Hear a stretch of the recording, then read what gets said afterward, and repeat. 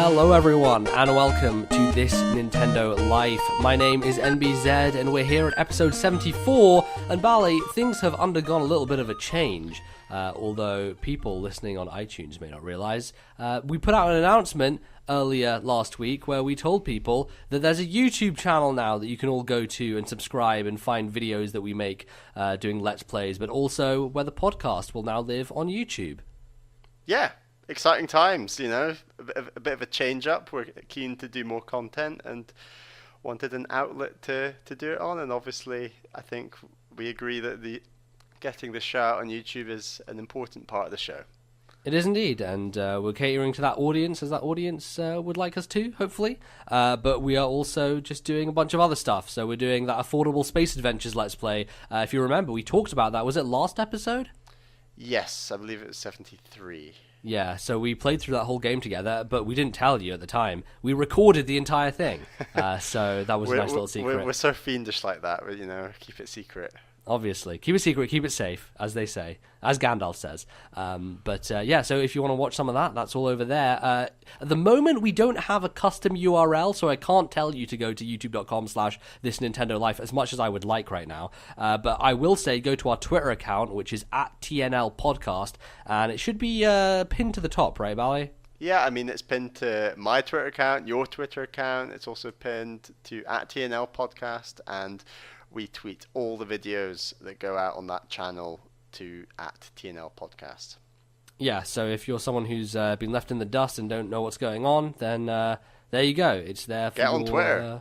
Perusal. Yeah, and I should also say to people who are still watching this on my channel, the podcast will still go out on my YouTube channel for the next few episodes, I think, just to help people move over and remind people, hey, by the way, the podcast is moving to a new place. So if you're still on my YouTube channel watching this, go to the description and find the new channel, because that's where it's going to be in the future. So with that all out of the way, Bally, we're here and we're ready to talk about Nintendo. Boy, oh boy, things are definitely going to be happening in September. We're almost there, and I'm sure that there'll be news coming out. But for the moment, we're just going to talk about some stuff. You have the lineup, so what are we going to be getting into? As usual, we have what we've been playing. Then we're going to get into some listener emails. And for the third segment, we're going to talk about the Nintendo 3DS Direct that was on Thursday. Yes, indeed. So lots of things to discuss, but first things first, we're going to get into the games. And Bally, you have been rhythming it up on your old 3DS. I have. This is another game from the Nintendo Humble Bundle. As we both slowly plow our way through all these titles. Was that back in spring? It was a while ago. It was a while ago. It did dump like 11 or 12 games on us, so it's taken us a little bit of time to get through them. And I think between us, we've actually been doing pretty well in terms of getting through them. I've been having a really good time with them so far. So I've been playing Rhythm Thief. This game came out way back in 2012. Yeah, I remember it being one of the big, like... there was a time when 3DS was very sparse and there wasn't much coming out, and I remember this being a pretty big release at the time because there was such lack of software going on, and people were pretty positive back then. They thought it's this neat kind of roll-up of a Layton style thing mixed with a rhythm game, and I was always interested in it, but I never quite went over the edge. I was waiting for it to hit maybe £5 or something, and then grab it from a game used or something like that. But fortunately enough, we had it digitally through the Humble Bundle, so I don't have to do that anymore. I should say it was also made by Sega, which is interesting and a bit unusual. But this is the first, I'd say, Japanese rhythm game, you might say. I mean, obviously I've played stuff like Guitar Hero, Rock Band. I think there's rhythm elements of WarioWare. Donkey Konga, my friend. Donkey Konga, don't forget Donkey Konga. Obviously. Love that game. Yeah. But this, other than that lot, this is sort of my first. So like you said, it's a rhythm game with a heavy emphasis on narrative. There's a lot of pointing and clicking. It's almost like a traditional PC adventure game in some ways. Sure, yeah. Really slow parts. I really didn't enjoy the pointing and clicking much. I think where this game shines are the cutscenes. There are some incredible sort of anime-style cutscenes that are really enjoyable. And obviously, I think the rhythm games are the best part of the game. in terms of the cutscenes, they tend to there tends to be a lot more cutscenes and rhythm games falling closer together near the end of the game. Early on in the game, it can feel like there's quite long stretches of pointing and clicking, Is it very kind of obscure puzzle-based stuff, or is it just very obvious, go here, use this thing? Because I think... Okay, so it's not really like taxing you, it's just kind of busy work. Yeah, you're never backtracking beyond like literally one screen, and then there's like a person who's like, oh, hey, you were like, you need to do this one little thing to get past this one thing, I'll help you with that, and then you move back to the other square, and then you press a thing, and it's like, okay, great. And there are puzzles on the map. Some of them are rhythm based, some of them are just sort of memorization, I guess. Those are okay. They're not amazing. I think that the rhythm games, like I said, are the real sort of meat and potatoes, you might say, of the game. The story starts pretty traditionally, and I should say the whole game is based in Paris, and it's really, I vaguely know the geography of Paris, and they do try to stick to it to some degree, which is really interesting. Like at times you're getting like a tram right out to Versailles and stuff like that, and it does visit locations near Paris, which is cool. And obviously you got the Arc de Triomphe, the Eiffel Tower, the Louvre. There's a lot based around that because that is very closely intertwined with the story. A lot of famous like landmarks in Paris they can work with. Yeah, really, exactly, so. And they really go to all of them. It's really impressive. The whole story is based around art. I'm not going to give away spoilers. The story... You're like an art thief, right? Yeah, I mean, it becomes clear why you're stealing and what the reasons are. And it's a pretty good story, I think. The story gets more and more crazy. And there's definitely parts that I don't feel like they tie up as well as I'd like them to. And I know that there's no sequel to this game, which is unusual. It was a standalone. So that's a bit strange. There's some really random and unexpectedly dark moments. Really shocking. Like I was like, it's all been really kiddie themed so far, and all of a sudden it was like, wow, okay. I don't want to give away what made it dark, but it was just like, okay, was quite surprised because it had a fairly young person tone. Sure. I think the music, which is obviously such a crucial part of these style of rhythm games, is a bit mixed. Some of the classical music is incredible, and it sounds weird me saying that. I'm not a massive classical music fan, to be honest, and I don't know the names of these songs, but there are some real genuine classics on there that everyone will have heard of. That you have to nail. You get all Beethovens and friends. Exactly. So and the rhythm games are so varied. So there's a lot of violin, and the violin mini game is very simple. You're literally dragging your bow left and right, or sliding your stylus along the touchscreen. And I should say that the rhythm games are mixed between. They use all aspects of the DS, other than the mic, thank God.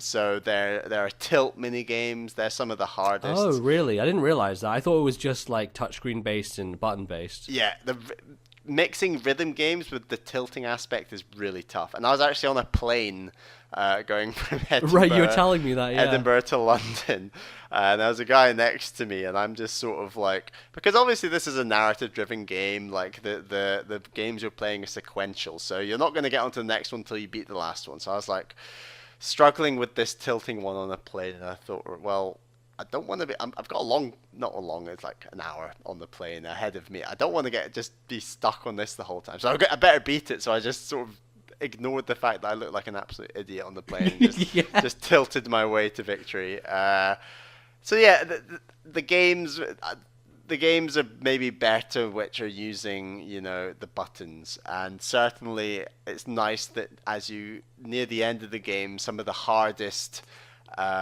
mini games, rhythm games, are button based, which is great. They don't throw like an extraordinarily difficult touch screen rhythm game right on the final boss or something. They stay well clear of that. It doesn't. Those games near the end of the game that involved the stylus, in my view, were considerably easier than the button-based ones. It's like they knew that the buttons were just better for feedback and better for rhythm games in general, and therefore they just made those games harder, which is quite cool.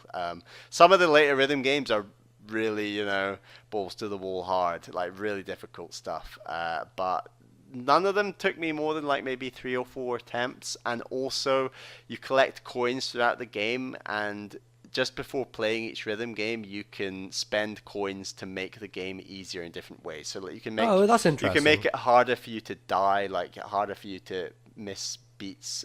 You can make, I think there's some other power up that gives you like an extra pause or like an extra second. I don't really know how it works. I never used any of them. I managed to beat this, clean. Hardcore. Hard to get. I remember playing the demo for this back in the day, and the idea of your rank being based on how well you did by the end of the rhythm game, whereas as opposed to like tracking your progress throughout the entire thing and then making an assessment at the end as how you did like overall, your grade like goes up and down as you play, and as you get worse it goes down, and as you get better it goes up. Exactly, but so your grade the entire time.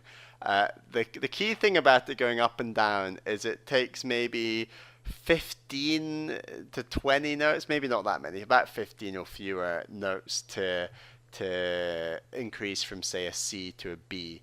But you can literally miss maybe 2 or 3 notes or beats and or button presses, as it were, and you will drop straight back down to a lower rank. So it's quite really unforgiving brutal. then. It's very unforgiving, and especially in those later, tougher, faster rhythm games. I was sitting happy at like A+ rank for most of the game, and most of the rhythm game, and then the final sequence of beats comes, and all of a sudden the game's finished, and you have to retry. Go ahead. So we were talking about Rhythm Heaven when you played a little bit of Gamescom, and you were saying, I was asking you basically about how when Jeff Gerstmann did the quick look, he could close his eyes and be able to still keep on beat and do the minigame without having to rely on the visuals. Would you say that that's a thing you could do with Rhythm Thief, or is it much tougher? Is it more reliant on watching the screen at the same time? To some degree, I think Rhythm Heaven, from the little bit I played at Gamescom, just was better rhythmically. I think the challenge of playing this game with your eyes closed, I don't think would go as well as Rhythm Heaven. Okay.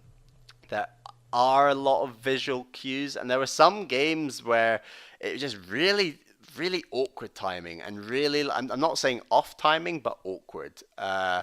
Really tough at times that I really struggled with. And some games so each game has like a star rating for how difficult they are, and some of the games were quite low star ratings, just had really awkward rhythms that really mucked me up a bit. So it's a weird one. I think that ultimately the rhythm games are fantastic, but if you're wanting a rhythm game, I think this game has too much story. And then if you're wanting a story game, there's perhaps too many rhythm games. It's a really funny combination. Basically, you need to be a fan of both like the Layton style of narrative and hardcore rhythm stuff. Precisely. As well. You really have to accept what the game's giving you and not get too grumpy when you get a long cutscene or you get a rhythm game just thrown at you out of the blue that's pretty challenging. Right. And I think stepping back and taking it all in, it's a really strong package. I really did think the story was intriguing to a degree. I'm not going to give it top marks. It's not,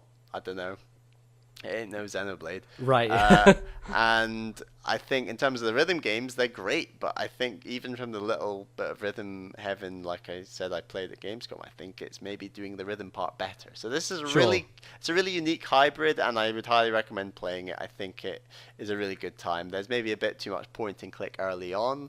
And also, if you've never been to Paris, this is like a really cool little virtual tour. Almost. A virtual tour.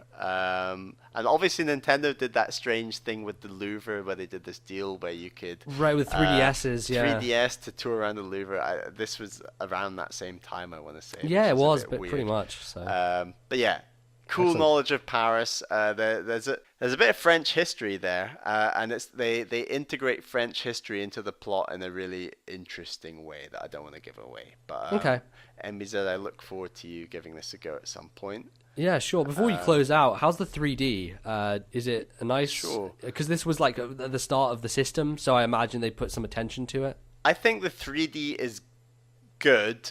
I just don't think it's a very good looking game. Okay. Like there are far better looking games. I think the cutscenes look fantastic, but obviously they're not in. They're an animated style, right? That's an animated actual cutscene. Yeah. Out of engine, I guess, as it were. Sure. Whereas the sort of in-engine rhythm games in 3D, they look good, but in terms of the does 3D that help depth, but not with like getting the rhythm on time. Like, is it affecting the gameplay in any way? Debatable. Okay. I don't really want to come down one way or the other. Random cool thing it does is that for the mini games that involve tilting the system, it automatically turns the 3D off, and it tells you that. And that's that's a pretty cool, bold thing to do that I think is sensible and works. Totally, yeah. Overall, sense. Cool game. Not top marks, but this is definitely a great game worth playing.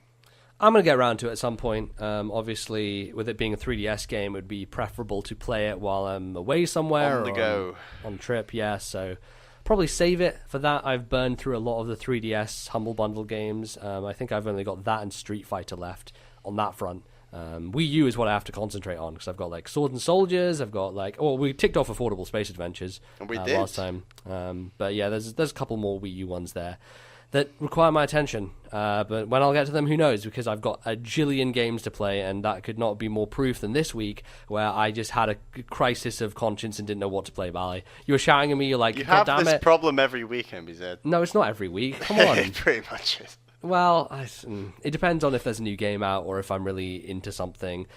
The problem really stems from I'm playing Earthbound right now, and I really am enjoying doing that, but we can't talk about that because that's going to be a segment when we do our Backlog Club.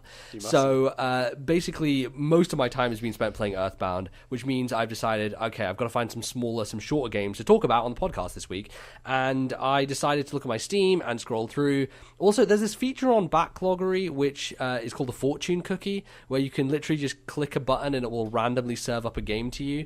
I tried it a couple times and I was like, yeah, it is dangerous. I don't like the game it's giving me. Sure. I was like, nah, I didn't want to do any of those. But I decided randomly one day, I saw that Shank was installed on my PC. And you're like, what the fuck is Shank? I had to show you a video of it. But basically, if you've heard of Clay, probably their most famous game is Don't Starve, which is available on Wii U. I think it's an edition where you can play co-op on Wii U. But it's a survival game where you go around and chop down trees and shit. It's the standard Minecraft, Rust, DayZ, all these survival games.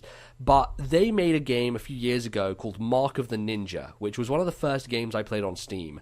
And it is one of my favorite games ever. It is an incredible stealth game because it's a 2D game that allows you to see all the options and gives you all the information you need to enact good stealth. And that's one of my issues with stealth games, is like they never give you enough, which is why that and Metal Gear Solid 5 rank so high for me, despite the fact that I generally don't like stealth. So Clay as a studio, I have a high opinion of because of Mark of the Ninja. And one of the things they do incredibly well is animation.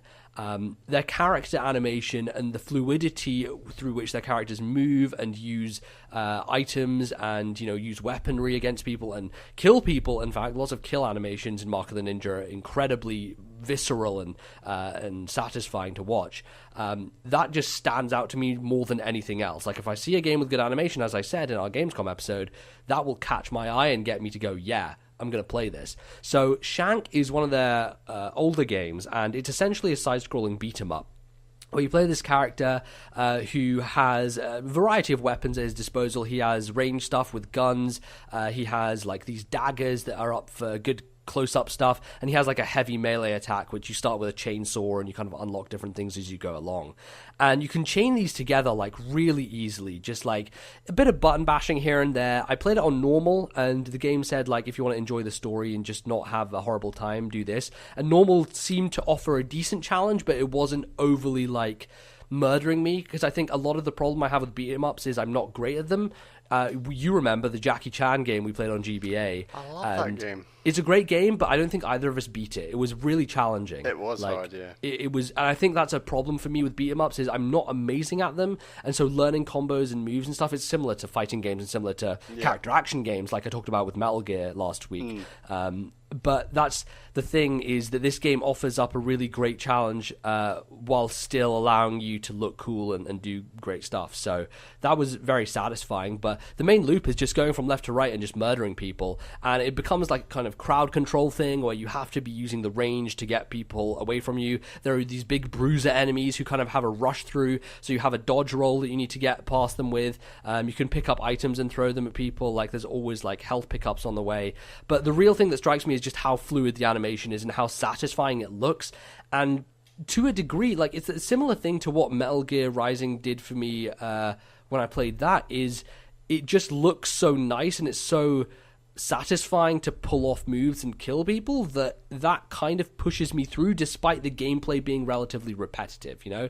Like, I can get over the fact that it's not necessarily doing anything different, mainly because it's a very short game, but also because it just has a style to it, you know? I think style is very important in these kind of games because they run the risk of getting overly repetitive and boring. And I think maybe you're not the hugest fan of beat-em-ups, are you, Bally? Not particularly. I've really not played many, and at the same time, they don't really appeal to me. I definitely do want to try sort of the top ones, and I mean, character action is slightly different to beat 'em up, obviously to do with perspective. Sure. Importantly, I did like Jackie Chan. Yeah. But when was this game out? I can't remember. I think like 2009 or something, maybe. It kind of shows, to be honest, because you look at the background artwork and it really feels like that was created with the PS3 and Xbox 360 in mind. Sure. Whereas the character models are much higher resolution. So you have this weird mismatch where all the enemies and your character look really sharp, and then the backgrounds are kind of blurry, and it gets awkward when there are platforming segments, which there are a few of. They're not difficult, they just kind of break up the action. But like, there are these moments where you're climbing up a pipe with your hands, and it really doesn't look like you're grabbing anything. It looks really, it kind of looks like a student project almost, where like the hands are just like moving through the air and you can kind of see the background behind, but there's no sense of depth to it. And it just looks like you're very static. It's a weird thing, to be honest. I think the reason for that was the resolution of the characters and enemies on the console versions was lower, so it matched up more back then. So. What's the plot like, or is this more all about the beating of the upping? I mean, it actually has a relatively interesting story if you pay attention to it. I was listening to podcasts a lot while playing this game because that's the kind of thing that it's built for. I think like most of the levels are just like go through, smash people, don't really pay much attention. But they have really good animated cutscenes. As I said, Clay known for their animation being excellent, and they did a good job on those as well. It kind of follows a weird Kill Bill storyline in some senses, where your beloved has been murdered by this gang member who you used to be a part of, and you're kind of going through beating up like the leaders and the people who are part of it as you go along. So it does have that sense of like you're, you know, progressing through these ranks and finally getting to the big guy at the end, which I think is a really cool narrative structure. That's one of the reasons I really like Kill Bill, because it's kind of, she's going through this hit list of like slowly taking people out and doing it in these more ridiculous ways. And the boss fights are definitely more interesting because they have gimmicks to them, such as one of them, you basically, in order to really do a lot of damage, you need to trigger certain events. So one of them is like there's these meat kind of skewers that are hanging from the ceiling, and if you shoot the meat skewer with your gun, they kind of drop down, which will then allow the boss, when he tries to swing his massive chain at you, the chain gets stuck on the pig skewer, and so you basically do a slow motion jump on top of him and take out a bunch of health in one stroke. So like, they could have just gone with the option of they just have patterns and you just need to hit them a lot, but I appreciate that they added these different like elements to make you figure out them in a more puzzle style way, which was cool. And It's definitely like not a game that is going to rank like super high on my favorite games of all time, but I just think it's really solid. It just feels great to play, and chaining moves together feels just fluid and solid. And yeah, Shank is great. I actually have the second game on Steam as well, so I've been thinking about just going through that on another day. I think there's always a valuable place for a top tier, B tier game. Totally. There's so many out there, and obviously the media just focus so many on that top tier, but ultimately that B tier, that's that's sort of the bedrock of where gaming is going and where it's been, and it's important. Yeah, totally. I always appreciate having something that's just like a really solid thing that I enjoy. So that was Shank, and the other thing I played was Speedrunners, which I basically picked up as a result of... Which is a great name for a game, isn't it? It is, yeah. Speedrunners. Yeah. I had it on Steam for a long time. It's one of those that's just been sitting there, and I've known about it for ages. I've seen some people play it on Twitch, and I never really understood what the game was about. I just seen people play it. And so Ian Hink from Easy Allies uploaded his weekly show, Easy Update, and this week he was playing Speedrunners with a couple of his friends, and I watched it for about 5 minutes, and I was like, man, this is a really cool concept. I wonder if this game has a single player, because I knew that it had released and it was a multiplayer-only game. And so I went on to howlongtobeat.com, which we always go to see how long games are, so that we can say, oh, this is a short game, I can play it for the podcast, and things like that. It's an industry secret, Bally. We're letting people know. But I went and checked, and apparently it did have a single player. So I was like, okay, well, it looks like a couple hours, I can knock this out.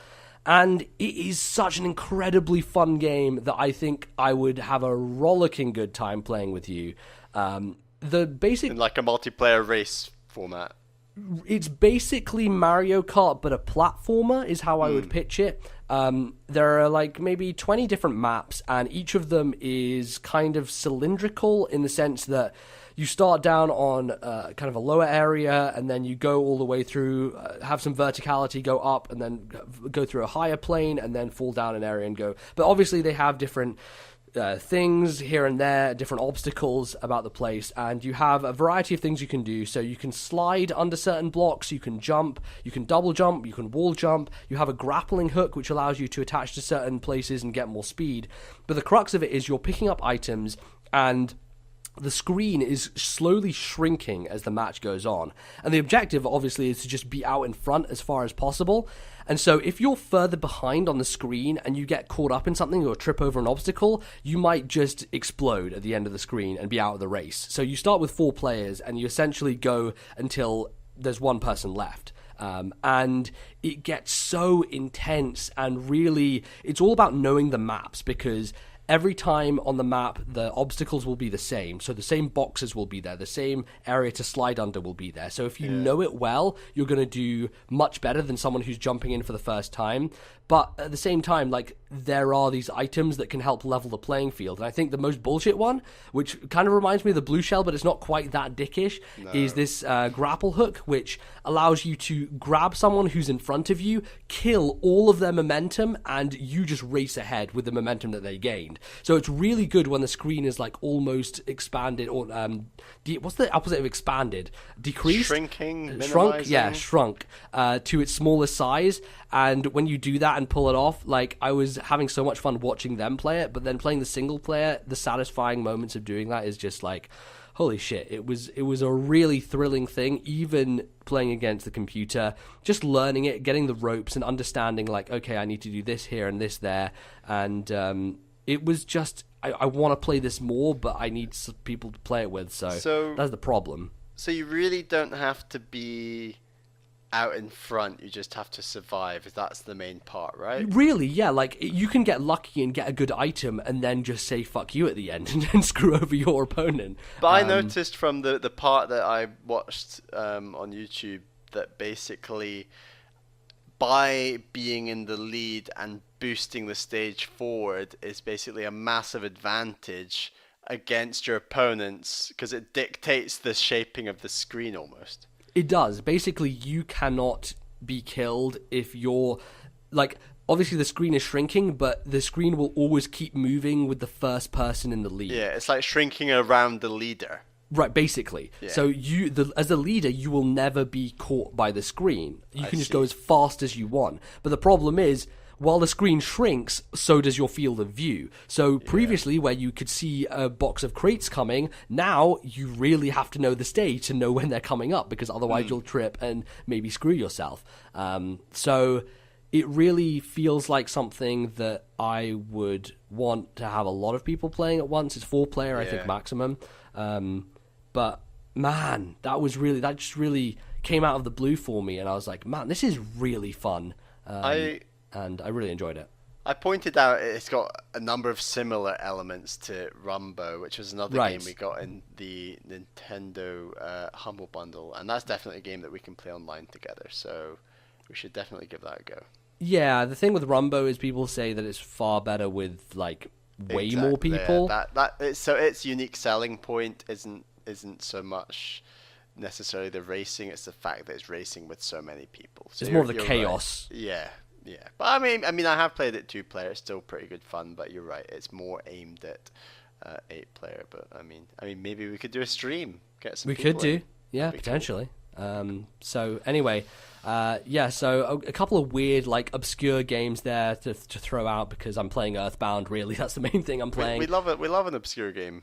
Yeah, I think it's good to expose people to these things, because otherwise they would never hear of them, and they'd be just like, okay, I'm just going to play the same thing again. I don't know. I always think it's good to expand your horizons and try different stuff. So, so that's what I've done this week. And that's pretty much it. Obviously, I continue with my Fire Emblem playthrough. I have like half of the children in Revelation. Just did a couple of chapters tonight. Always a great, relaxing background thing for me. Just love that game. Bally, you better hurry up with Earthbound so we can talk about it, because I'm very close to the end. I know. I'm feeling the pressure. I need to plow on. Totally. I am loving it too, by the way. Don't get me wrong. I'm loving it. We should probably also just mention, hey, you should send us emails for Earthbound. We have had a couple already, and we would like some more. So if you want to discuss Earthbound with us on our Backlog Club feature, which should be in the next few episodes, depending on how Bally goes, do that, because we would love to hear from you. Bally, where can they send those? Please send your emails to thisnintendolife@gmail.com. That's thisnintendolife@gmail.com. We love to hear all your thoughts. Yep, so get Earthbound in, sending those in, and we will see you after the break with some of those emails that you already sent to that email address. So don't go anywhere. We shall be right back.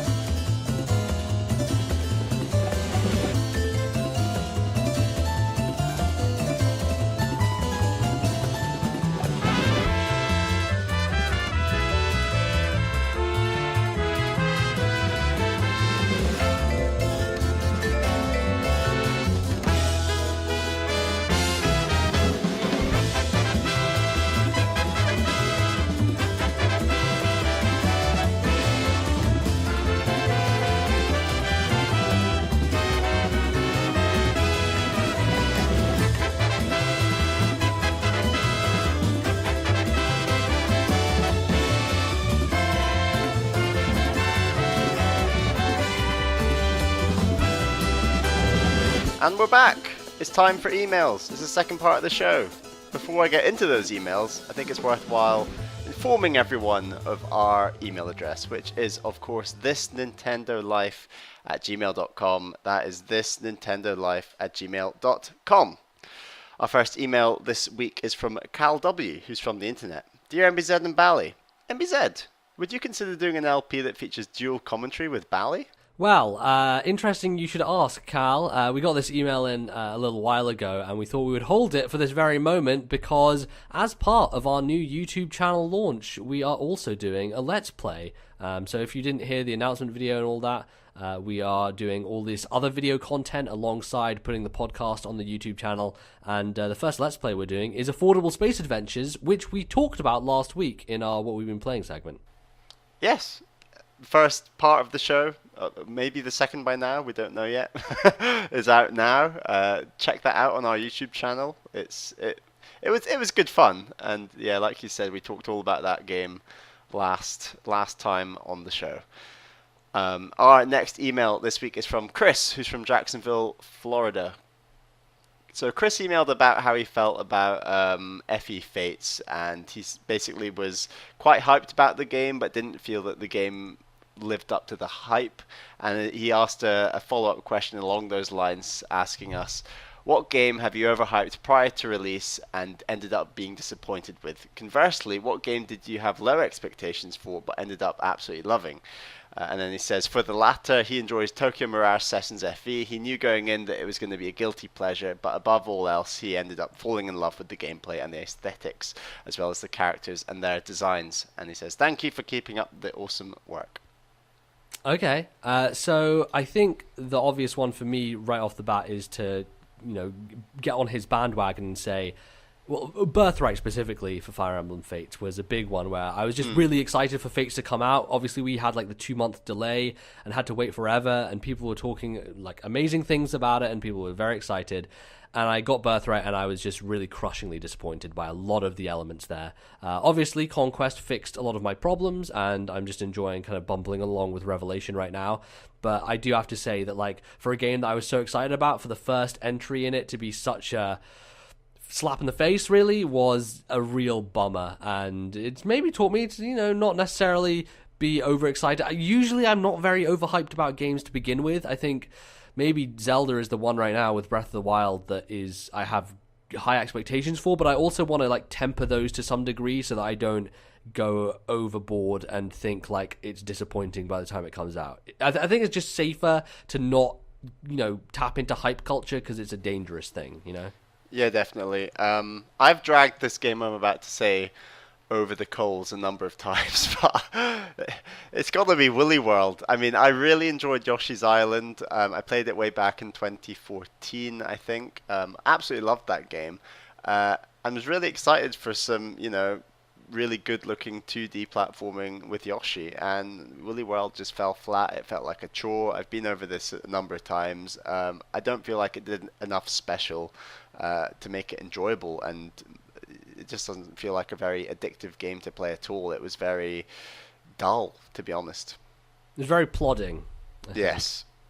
The pacing was, I think, one of the big things that you took away was, like, not your favorite thing.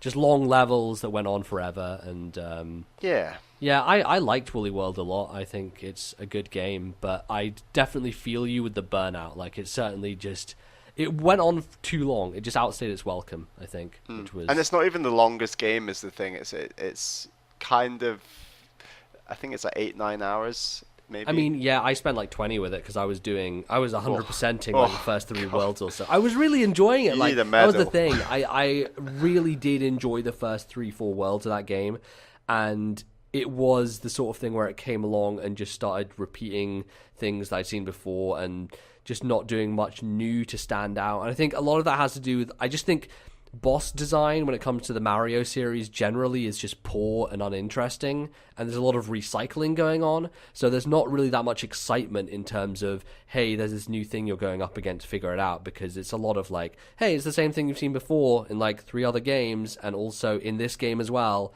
and just do the same thing, so. And BZ, what is a game that has flipped the other way?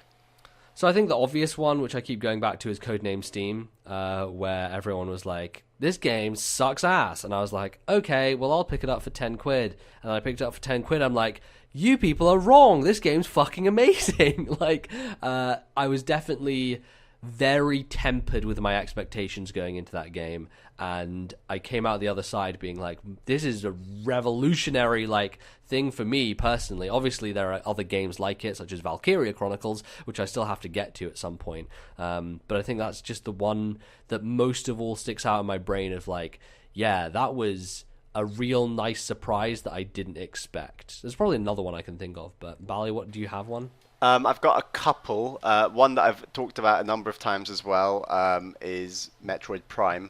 I really didn't have any experience of sort of that style of game. I'd never really played a first-person game, let alone, a first-person game with shooting elements.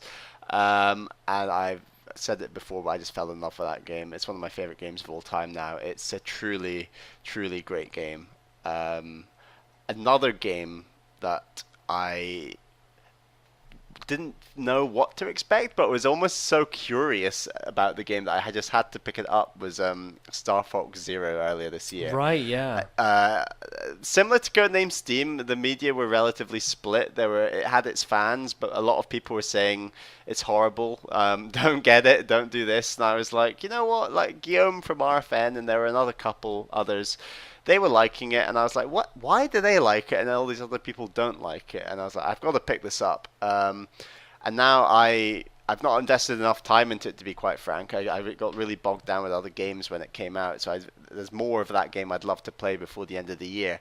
But I really, really like it. I really prefer it to Star Fox 64. I think it does more in terms of changing the formula and creating an exciting gaming experience than that game does. I just think it really got dragged. I've said the phrase already, dragged across the coals, but the media just really hated Star Fox Zero, and I said this at the time, but I think people can sometimes be very adverse to change, and that is definitely what they did with that series. It's a real change, but it's something that I really liked. Yeah, I mean, the unfortunate thing is you had that game digitally, so you can't really lend it to me. I'm not really willing to go out there. Actually, funnily enough, I think Star Fox 64 is a big one where I wasn't necessarily hyped for it at all, but I was like, this is a classic game. I'm going to go into this. Everyone else loves it. Yeah, everyone else loves it. It is like adored by people, and I'm going to go into this and I'll be like, yeah, I'll probably think what everyone thinks. And I fucking despise Star Fox 64. I think it's a trash pile. Like, I really don't like that game whatsoever. It just doesn't tap into the things that I enjoy. It's a flying sim, not sim, but I'm bad at doing 3D space when you're in a plane, and I just found that out and discovered that it was not my style, and I don't think I ever will feel that way. So yeah, I think that's bring on the virtual reality spaceship flyers. Yeah. And I think another one in terms of me not necessarily expecting that much, but really enjoying, and obviously the media not being that hot on, was the 2D Batman game from Armature, which is Arkham Origins Blackgate, which I played on Vita. And that was actually, I think that was the first game I ever talked about on the podcast. Yeah, I believe it was. And I love that game. I think it's a fantastic Metroidvania. I think it takes a lot of elements from the mainline Arkham series and translates them into 2D. Obviously, the complaint I had about that game was the map system being really hard to navigate. But aside from that, it's just super well designed. It's very much fits the Batman aesthetic. And I just didn't understand why more people didn't enjoy it. I just thought it was a really good handheld version of those Arkham games. So that one definitely comes to mind for that opposite end of the spectrum. Our next email is from Cerbus, who's also from the internet. Hi, MBZ and Bally. I just wanted to send in something I've been thinking about in light of the new NX leaks that I'd be interested to hear your take on. If we assume that the NX is portable and docks to a TV for home console gaming, then it is possible that Nintendo will lose a huge portion of portable sales from households with two gamers. My brother and I each had GBA DS and then 3DS as we were growing up, so we could play together. It seems with the NX that we may only need to get one between us to play together. If this is the case, surely this will dampen NX sales significantly. Cheers and keep up the amazing work. P.S. Top-notch job on the Fire Emblem video, MBZ. One of my favourite videos of yours. Up there with that time you read the Fire Emblem Awakening Miiverse posts. And then P.P.S. Also can't wait for Earthbound Backlog Club. I've got something special planned for you boys. Well, that's very intriguing, Acerbus. I'm very interested to see what you're going to send regarding Earthbound. Bally and I obviously both going through that game and hope to talk about it soon. But let's address his point here, which I think is a very valid one when you think about siblings and having multiple handhelds. This was certainly a thing when I was younger. I mean, my sister was the first one to get a Game Boy in my family, weirdly enough, and she ended up... It's a great stat, that, isn't it? It is, yeah. She ended up never really using it, and I was one who kind of took it over, but it does like pose that question of traditionally handheld systems from Nintendo have been the sort of thing where if you have kids, you're generally going to have to get one for each of them, because otherwise they're going to complain and shout at each other in the car about who gets to play it, right? And with the NX and the assertion that it may be a more expensive piece of kit that is handheld and that does dock, what does that do for people wanting to have it as kind of multiple siblings? Is it going to be too expensive? Is it going to be a big issue when coming home? Or is, as a service asserts, the case where it just becomes one object that they can share between them and play at home together? How do you feel about how Nintendo will address this in terms of the marketing and the messaging? It's a really interesting point that I think so few people on the internet have actually had to think about. I don't really know, to be honest. I think it's a very valid point. So I'm an only child. I never had this sort of thing growing up. So a game system was mine only. No one else's ever. It was mine. So I don't know. Obviously, loads of households, they buy multiple Game Boy Advances, DSs, 3DSs, like you said, for different siblings. I don't know what Nintendo do about this. I mean, if the NX comes in two parts, where you can buy one bundle that has the sort of home console part that also comes with the handheld, and then you have a separate package that only sells the handheld, like, is it possible that households could buy multiple handhelds in one home part, right, so that you can dock multiple ones to the station? Yeah, I assume that would be possible. It would also mean that they, of course, and we know they're going to do this, but they have to shape up their account system, because then you'll have the situation of, I need to have my games on this as well as on that one, and it will actually, to be honest, if they get their account system in order and it becomes like, iPad, iPhone, where you can have multiple apps across these multiple devices, then you could be in a situation where you're no longer paying for two copies of the same game and having two kids with, like, one has Omega Ruby, one has Alpha Sapphire, that sort of thing. They both have a copy of the game that is shared between the system.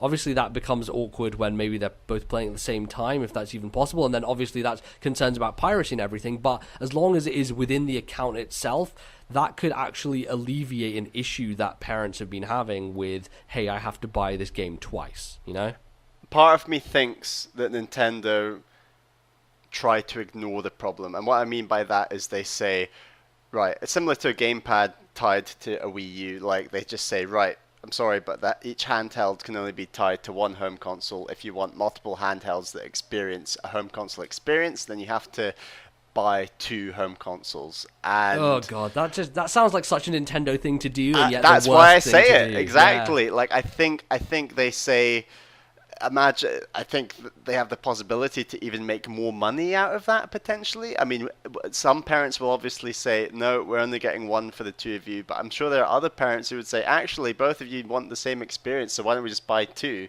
And then, I don't know enough about households and siblings and these things these days, but who's got multiple TVs to do that with and who's not? So it's a bit messy, to be honest, and I just think that might be an easy way out for Nintendo. It might be. You look at the way the Wii U does it, and you have an account system there. I don't know for sure that when you log into an account, you have access to the games that are just downloaded on that system, or whether they are tied to the other user profile. I believe it's like the 3DS. It's like it's tied to that 3DS. Likewise, your Wii U games you download are tied to your Wii U. Right, but in terms of the accounts themselves, that's what I'm not sure is if you're, say I have bought an eShop game on my account, and say, my sister logs in on her account or whatever, if she had one, and tries to play that game that I had downloaded, would it let you do that? And I think you can. So in that case, I think this is the same on PS4, where you can, you have access to your friend's account and you can download a game and still play it with your account active, right? So there's no issue there because it's one singular system that stays at home. And I think getting around that problem is when you have the multiple handhelds, but they're both docking to the same home system, right? That's where it becomes an issue, where it's okay, but what if we have another person here who is not necessarily tied to this family or whatever, but wants to get in on it and can download things directly from that home base, like, then you have the issue of piracy and whether that's a problem.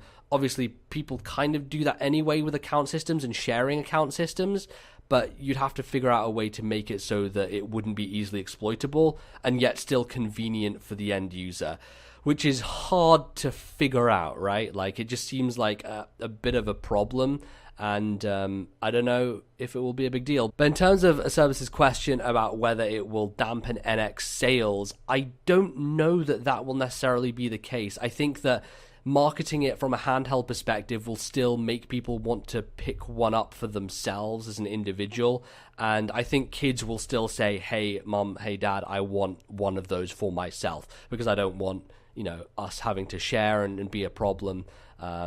So yeah, I don't think it will dampen sales. I just think that they need to figure out a smarter way of allowing people to use multiple systems in one household.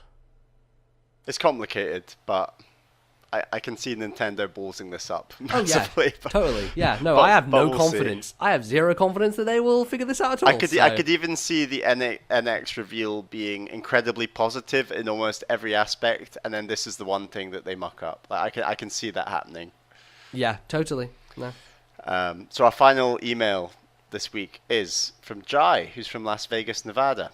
Hello again, MBZ and Bally. For the past year now, I've been collecting retro video games for systems like the NES, the SNES, and the N64. Being in the collecting scene, my first priority was to pick up games that I played from my childhood. Games like Pokemon Stadium 2, Yoshi's Island, and Super Mario. Games everyone has played, I know, but iconic for being great. I've expanded my horizons in terms of collecting and branched out to Sega consoles like the Genesis, Mega Drive, the Sega CD, and also the Dreamcast, systems which I never played in my childhood. And to go into a little more obscure systems, I even picked up a TurboGrafx 16. Do you even know what that is?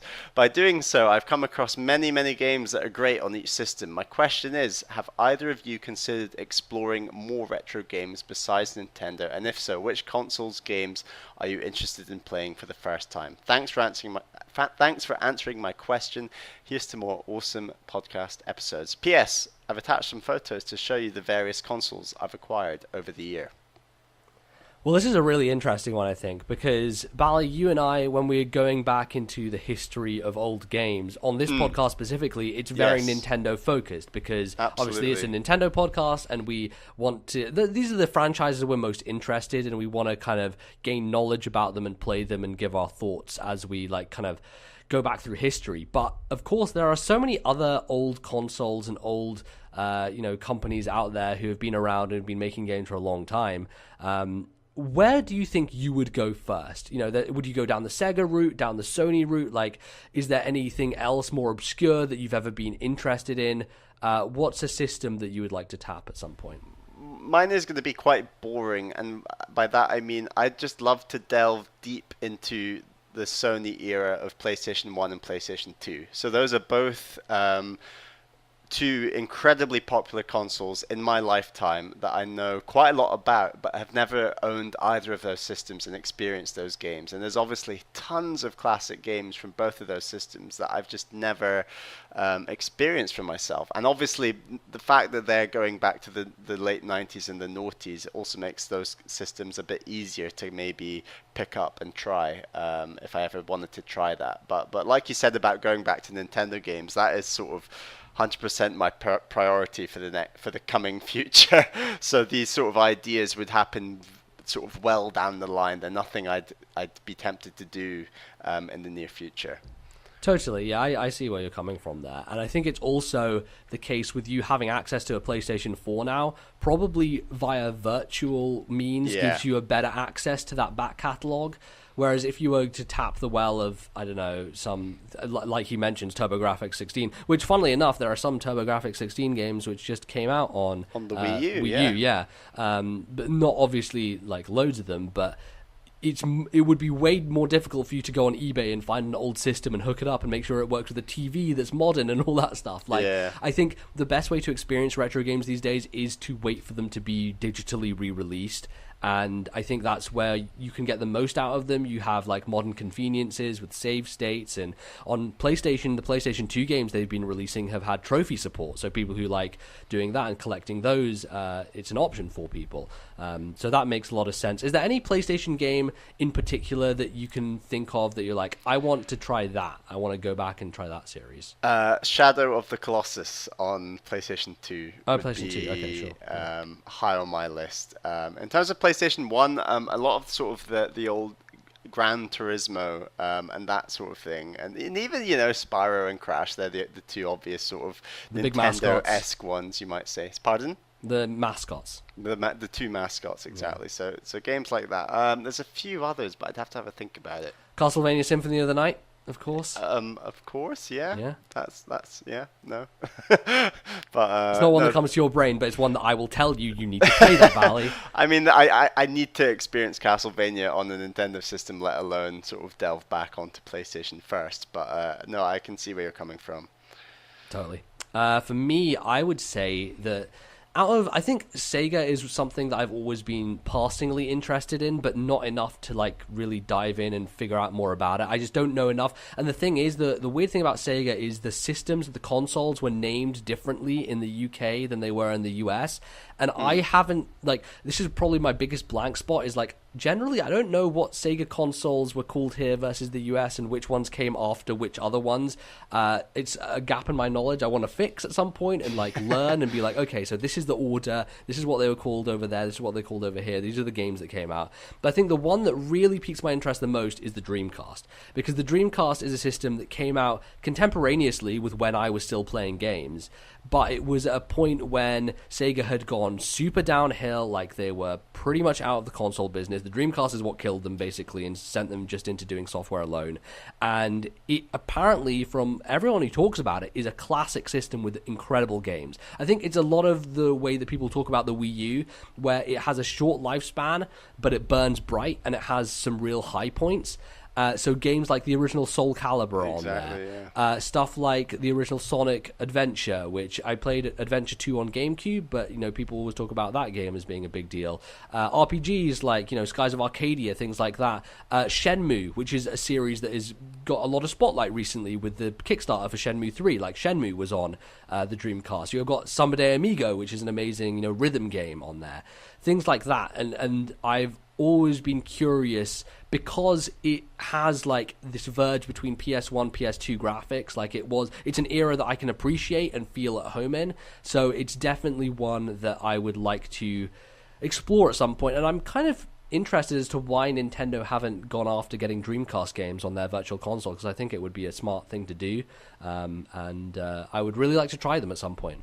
So Dreamcast is the console that I would be most fascinated by going back to. So, and I think it'll be interesting going forwards, like how companies respect and treat sort of these games that are part of gaming history, and so much gaming history has happened in the last 20-30 years that it's incredibly important that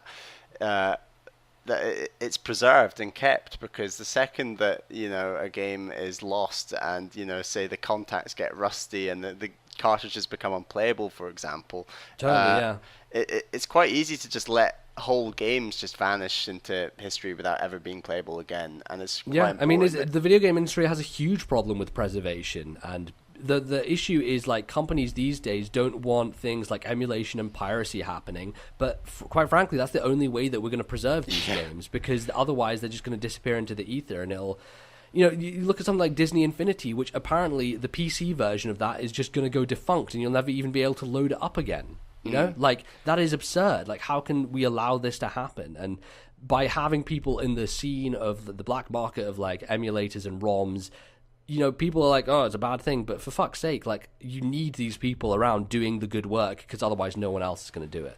And it says a lot that going way back to the Wii reveal, was it 2005, 2006? Yeah, 2005, I guess, the reveal. Sort of one of the sort of most important points of that reveal, and one of the points where the audience were just the most excited was, oh yeah, we've got this thing called Virtual Console. You'll be able to get games from the N64, the Super Nintendo, and the Nintendo Entertainment System. And like, I remember the crowd just going wild, and it's just kind of this moment of thinking, oh my god, I have a console that's sort of 4 consoles in one. That's right. incredible, and it's just important that that trend is continued. Yeah, it was also a very big deal for people who lived in Europe because you had games like Chrono Trigger and Earthbound and like all these RPGs that never got released here. And for the first time, people managed to play them. So I do think, like, despite the fact that obviously we disparage the Virtual Console all the time and how it's terrible and how they never release things at the right timing and it's always just this slow drip feed, I'm glad it still exists. Definitely. Because otherwise we wouldn't have anything. And it would be better to have stuff than not. So there you go. Bally, I guess he's much more talking about like collecting systems themselves, but I think we've made it clear that we're definitely much more in the realm of like, let's just download these things and make it convenient for us to play. So. Yeah, definitely, and that's, like you said earlier, it's to do with TV screens, it's to do with just space that all this kit takes up. Totally, yeah, space is a big deal.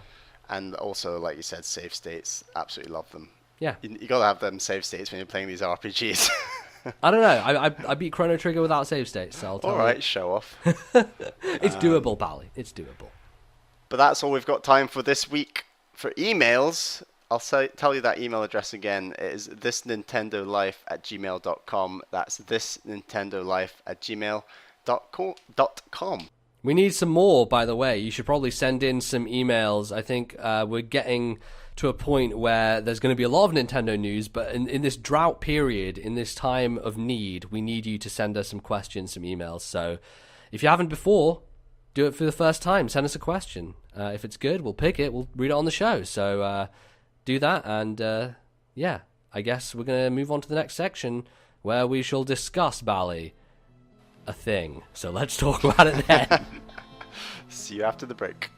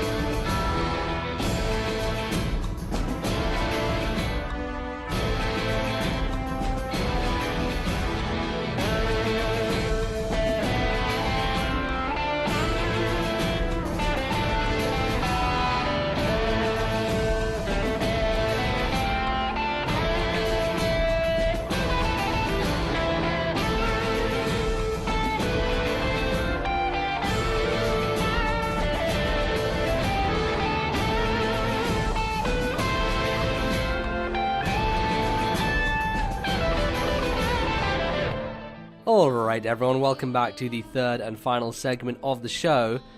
Bally, we're going to talk about the new Nintendo 3DS Direct that happened literally today when we're recording this. So we've got some hot takes to give, and some announcements were made, and we're just going to discuss it. We're going to pick things out, and probably just focus on the things that are more relevant. Lots of amiibo shit happening, Bally, which I don't know that either of us are a fan of, so... yeah, let's get into it. Bally, how about we grab bag this? Why don't you pick out a thing and we'll go back and forth. Why don't we go for the first sort of shocking surprise that I was like, wow, that's a thing. Super Mario Maker for the Nintendo 3DS. Yes. It's weird. It starts playing and sort of the trailer and footage starts showing up and I'm starting to think, right, it just looks like the Wii U version. What have they changed? Where's Mario Land 2? Where's Mario Land 1? I want to see different tile we want these sets. handheld representations going on. And then it's quite clear that, okay, there's no new tile sets. So I'm just like, right, fine. Right, I'll give you a pass on that one, Nintendo. Fair enough. Like, the Wii U version was a really successful product. Great game. Why not just keep the same format and bring it to 3DS? But then you find out later on when they're describing the game that you can't upload your levels that you create to the servers online. You can only do it locally, we think. Yeah, so they said that you can share them via Streetpass, which I think is a cool idea. Obviously, like, if you're doing a 3DS version of Mario Maker, that's smart to have your levels go to different people who you're walking past in the street and everything. But not being able to upload them just seems like such a weird thing to do. And generally, this version seemed extremely gimped. Like, there is no way to search for specific levels. So say I make a level on Wii U and want you, for example, to play it on 3DS. There's really no way for you to do that unless I see you in person. Like, it is kind of absurd that they have taken out, like, major features. It really doesn't feel like a fully realized version of this game. It kind of feels, as you said on Twitter, a bit of a cash grab, to be honest, where they're like, hey, we know there are lots of people who own 3DSs and are interested in this Mario Maker concept, and obviously the general public, people who are just going in there and playing random levels and things like that, aren't going to care too much about the lack of these features. But if they were to make something that was, viable for people who already own the Wii U version, I don't know that this gets many people on board, to be honest. Like, It's cool to have a portable version of it, but when it's lacking so many of the key features that make Mario Maker what it is, it just doesn't seem like a smart thing for me to buy or for you to buy at all. I think Jeff Gerstmann did a tweet that was quite accurate. He often does sort of a really succinct tweet. He's very pithy. Sort of sums up a situation quite well. Like he did a great one for the PlayStation 4 PlayStation Network announcement when the price went up and things like that. He's very good at like just putting his finger on the pulse and finding out what things are. And he's basically said he said he could sort of see how someone who's sort of obsessed by Mario Maker and wants a bit of that experience on the go, this is really good for. But ultimately, if this is your only Mario Maker, so if you only own a 3DS and this is the only game you buy, it's not really offering the same product at all as the Wii U version. And that makes it just fall completely flat. Yeah. So it's come kind of calling into question the idea of, hey, what are they going to do about NX and maybe having a Mario Maker version on there? And people have been going back and forth about whether this means that there's going to be one or there's not going to be one. And I tend to feel that it means that NX will have one. And the reason I think that is, as they are kind of trying to move all their platforms together and put everything on every place possible, it seems like they are trying to get, before NX is announced, as many people as possible to be on board with like the idea of having the same game across their different areas, and therefore introducing them to the notion that when NX comes around, people will be like, okay, I'm going to buy this game, but hey, I don't actually need to buy it twice this time. I have it on both systems. How do you feel about this, Bally? Do you think it indicates anything about Mario Maker potentially being on NX? I don't know. I think that Mario Maker has to step it up a gear when it comes to NX. I don't think they can get away with just putting out the same product. And maybe that does mean adding a couple of new tile sets, or who knows, but there has to be something different. So I think if Mario Maker comes to NX in the same form it was on Wii U, I don't think I would pick it up, to be honest. I mean, I did like the game. I do like the game a lot, but I need something new, and like this game that they've just announced in the 3DS version certainly doesn't do that for me. It's nothing. It does less. New. It does less. It does less. The one upside, I think, which is quite cool, is that it's coming out really soon. It's coming out like start of December, I believe, in Europe at least. Yeah. And that's quite a smart, quick turnaround. Impressive stuff, considering that this holiday season on Nintendo's end is pretty bare. And throughout this Direct, there was quite a lot of stuff announced for coming this year, which is pretty impressive considering how sparse it felt earlier this year. So they've sort of pulled a rabbit out of the bag a little bit on this one, and I guess 3DS Mario Maker is part of that.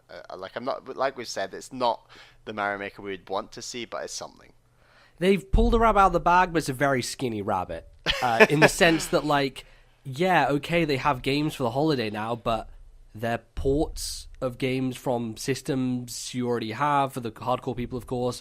Like, the stuff that they were announcing here really felt like, hey, all our money and effort and time is going towards NX right now. Here are some ports, and here are some B-tier games, and here are some things. There's quite a lot of them, but like nothing stands out as being that important to me. Well, while we're talking about ports, shall we just Sure. go straight for Woolly World? Yeah, let's go straight for that. I think that when you're in a situation like Nintendo, where there are so many more 3DSs out there than Wii U's, I think it is a smart move considering your assets when you do these ports. Like, I think, especially at the end of a life cycle, Yoshi's Woolly World, I mean, I didn't like it much, but I think people generally liked it quite a bit.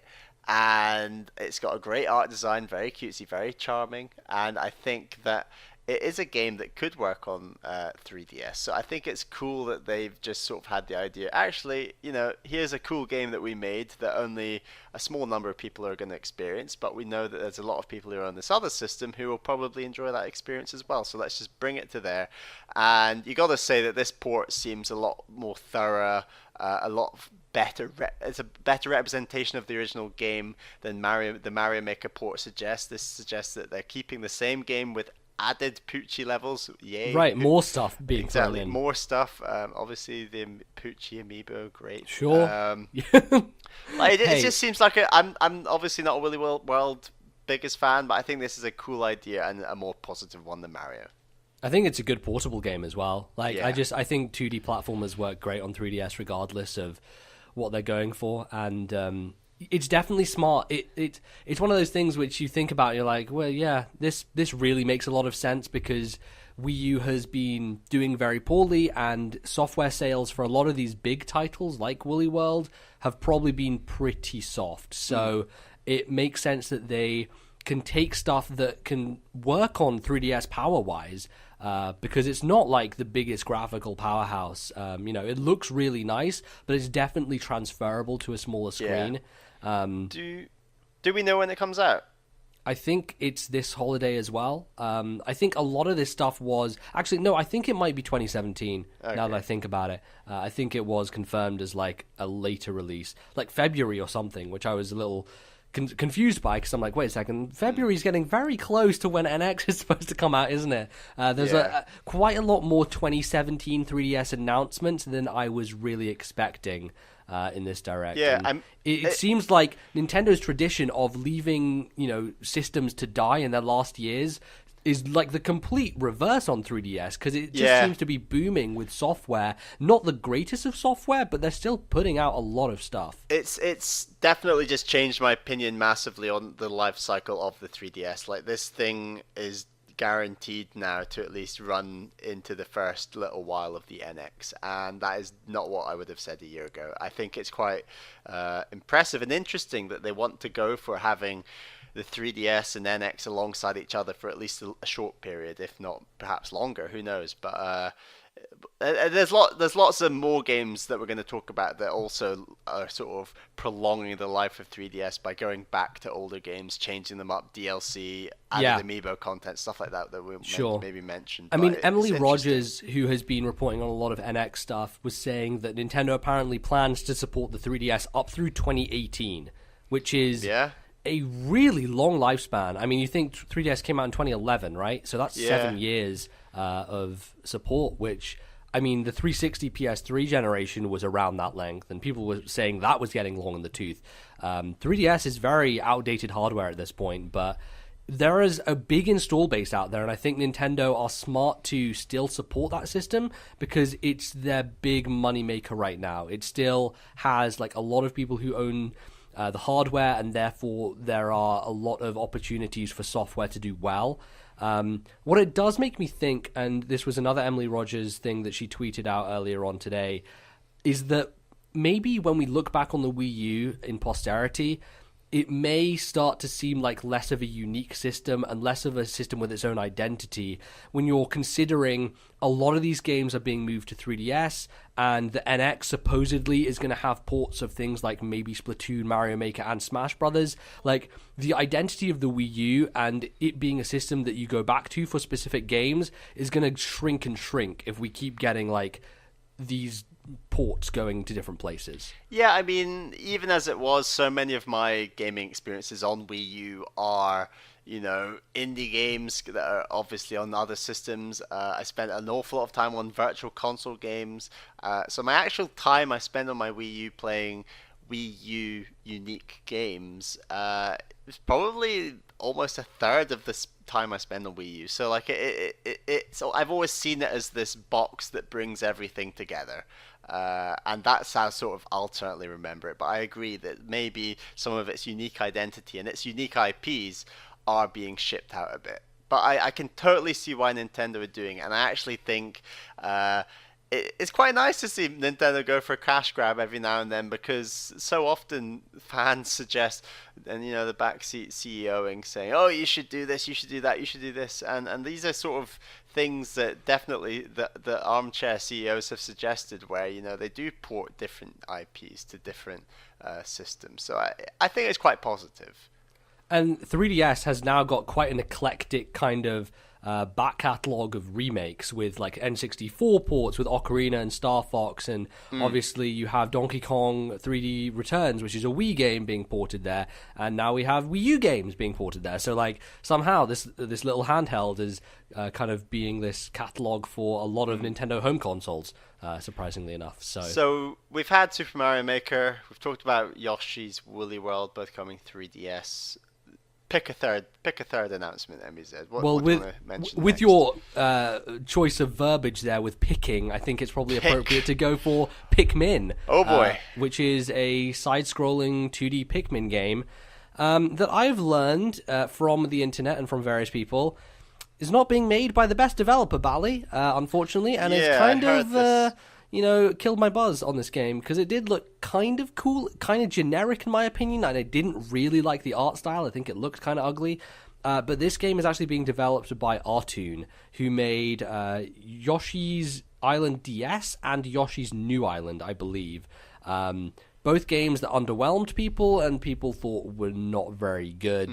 And putting them in charge of another game with the beloved Nintendo franchise, probably not spelling the best of things, unfortunately. I mean, probably the master, not maybe the master, but a person I really admire and listen to a lot when it comes to 2D platformers is Guillaume Viette on RFN. He knows his Nintendo 2D platformers, and I saw you retweet MBZ, a tweet from him saying that this developer just makes terrible 2D platformers, and that is I think that is a real shame, because in my mind that almost makes this game go from a day one purchase to a let's sit back and see reviews and then potentially purchase, for me at least. It is disappointing that they have gone with someone like that, because I never really want to judge a 3DS game in terms of visuals from directs or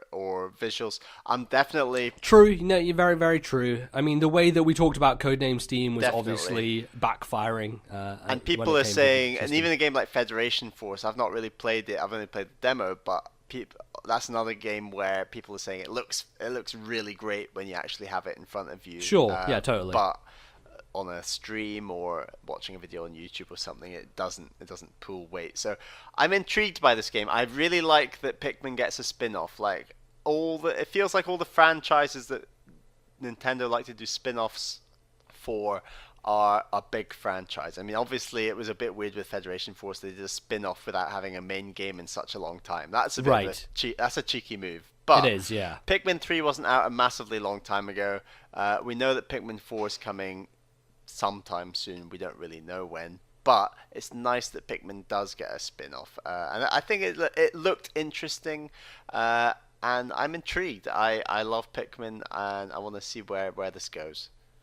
Sure, yeah. I mean, again, I'm kind of gonna wait and see how people talk about it, but there were neat ideas in there. Transferring like the Pikmin philosophy to a 2D space. Apparently you can't jump in the game, and you have to get around situations through puzzling with Pikmin.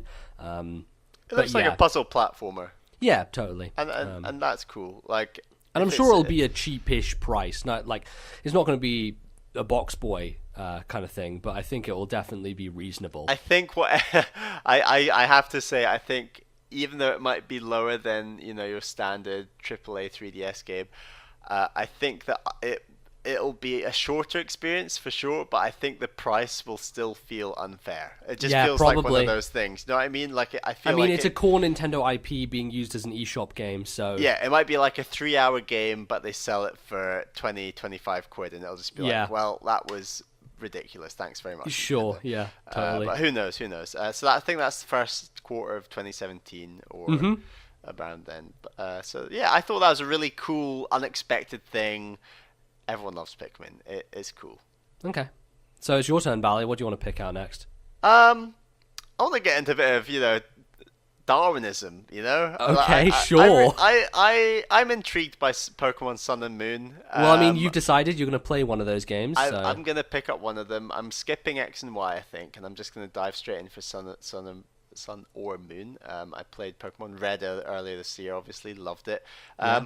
I really love the idea of a lowland Pokemon. Obviously, this was known before this Direct, but I'd seen some of the shots of them online, especially the stuff like the Ice Vulpix and the Ice Ninetales. I think those designs look so good.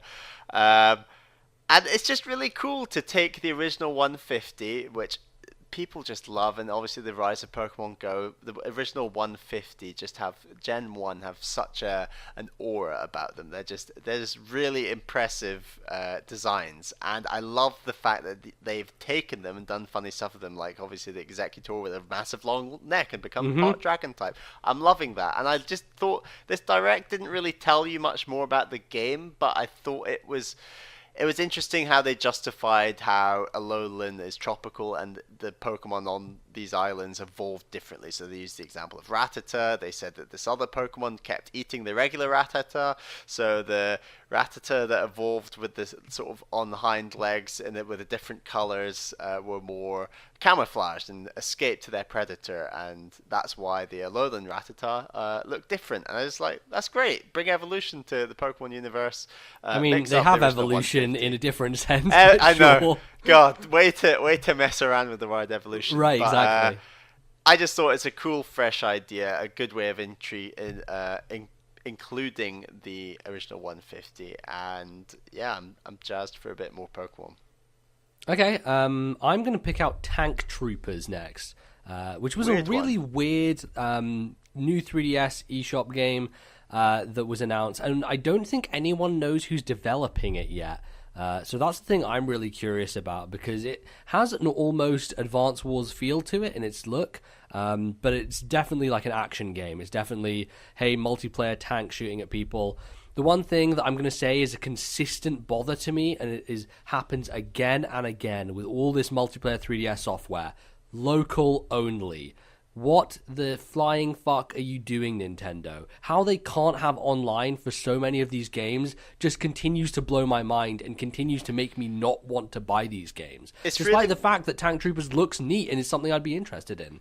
It's really weird, especially because I thought this was almost like a continuation of a game like Sub Wars. Where right, exactly. They went on a huge online rampage and they said, like, this is free download, try it now, you can play online for free, and everyone's like, well, great. And I tried it, I thought it was a cool game. I didn't spend any money on it, but I can imagine a lot of other people doing that, and it's really funny to take a step backwards like this.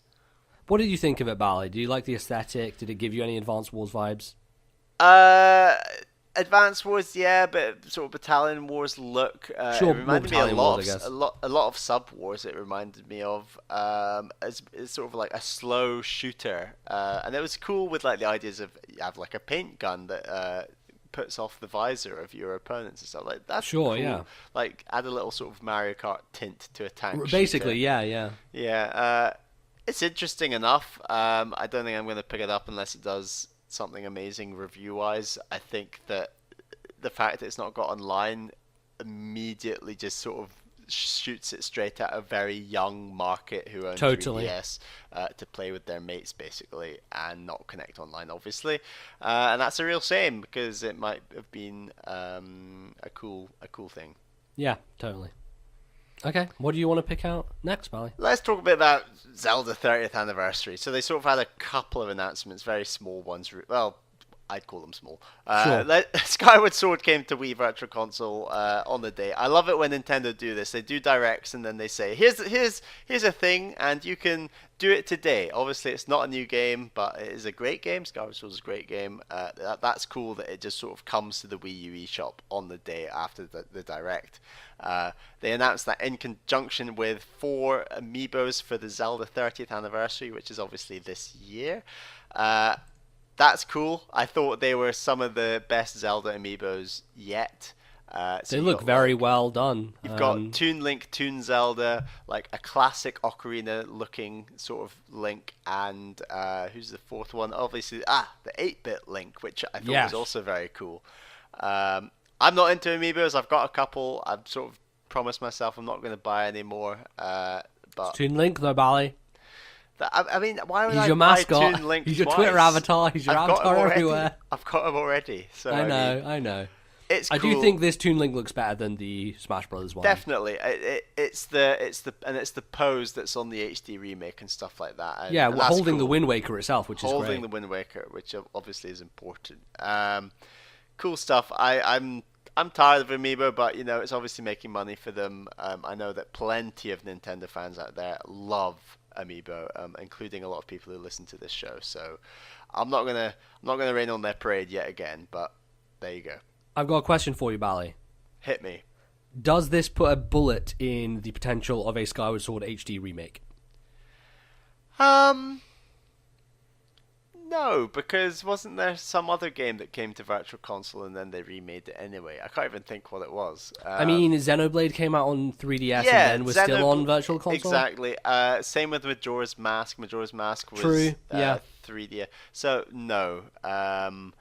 I think there are a lot more questions of how to implement an HD Skyward Sword, obviously with the Wiimote Motion Plus. Well, hey, I mean, if these NX rumors are bearing out to be true, then we may have motion in those detachable controllers on NX. So I just think, unfortunately, as much as I know you love Skyward Sword, it is not. It came out when 2010.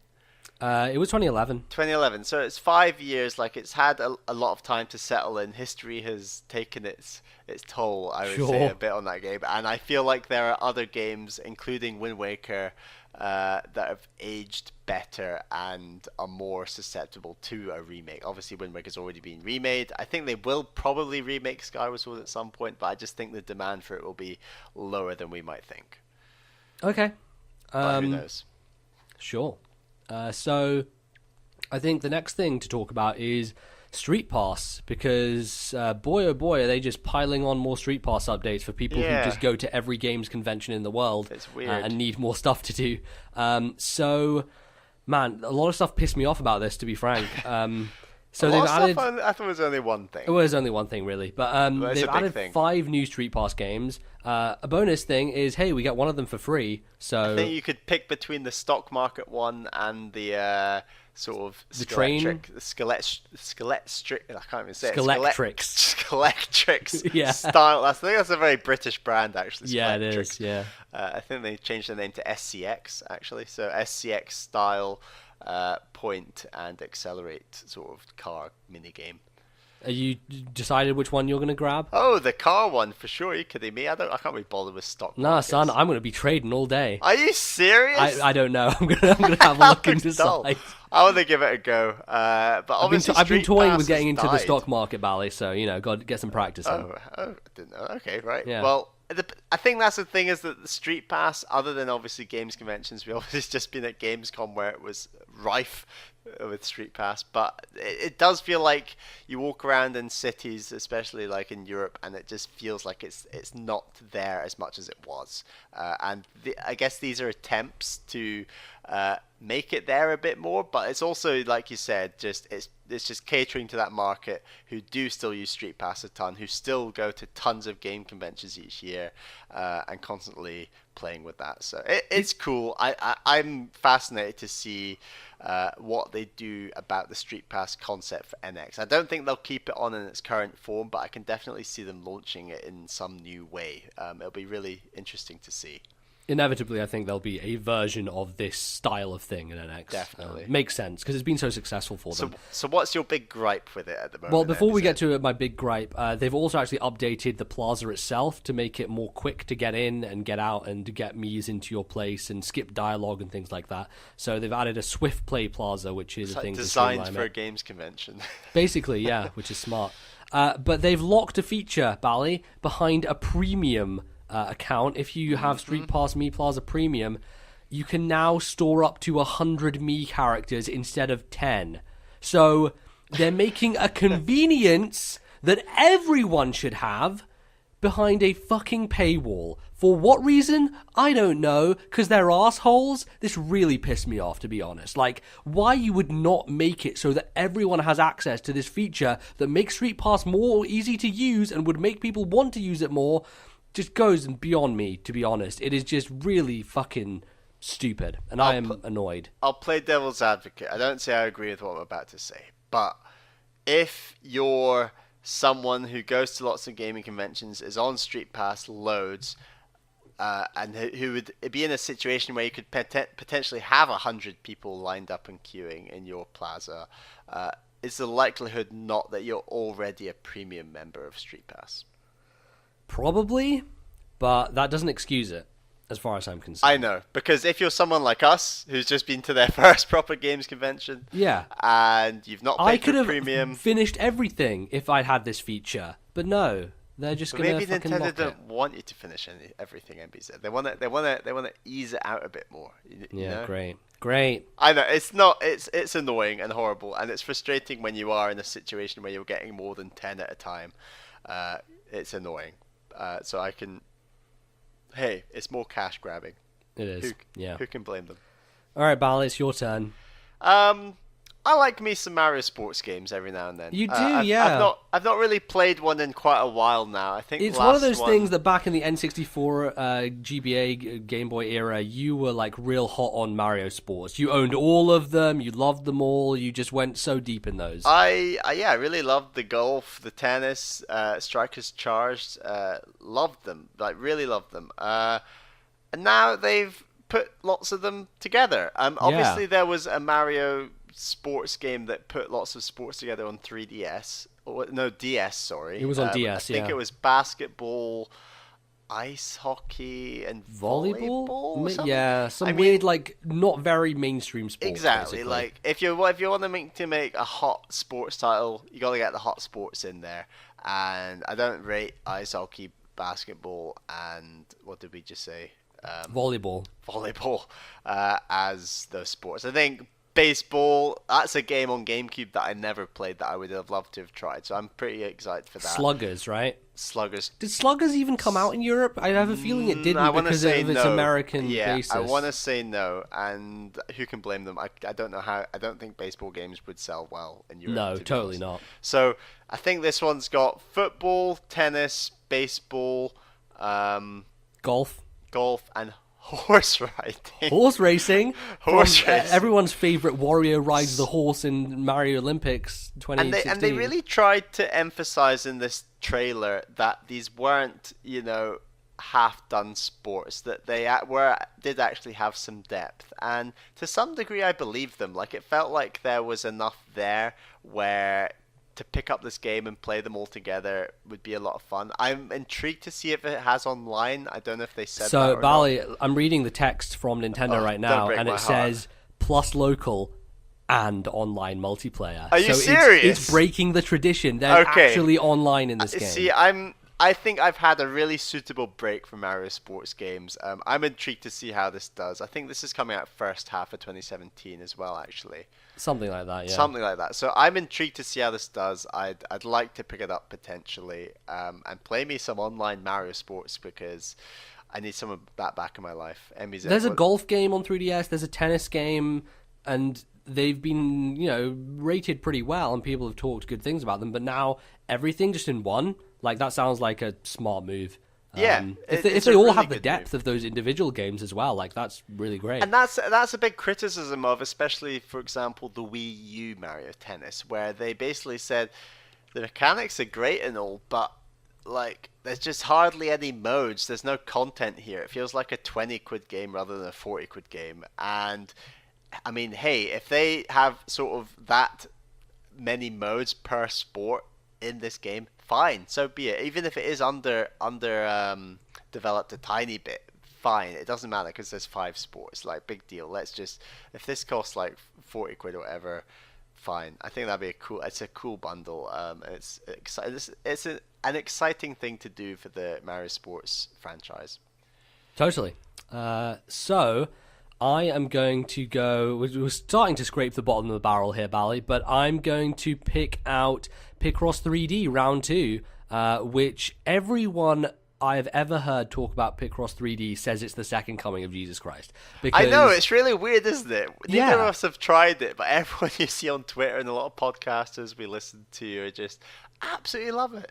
They're all obsessed with Picross 3D. Like, it's just crazy. And the original, actually, they also announced the original DS game is going to be on the eShop. It's right now available on Wii U. So I could download that maybe. I don't know how much that is. Probably how the DS games are like 6-7 quid. But I think I'd be more interested in jumping into the new one because it seems like it looks really good, like very nice art going on in there, and it seems like it's well designed for the 3DS.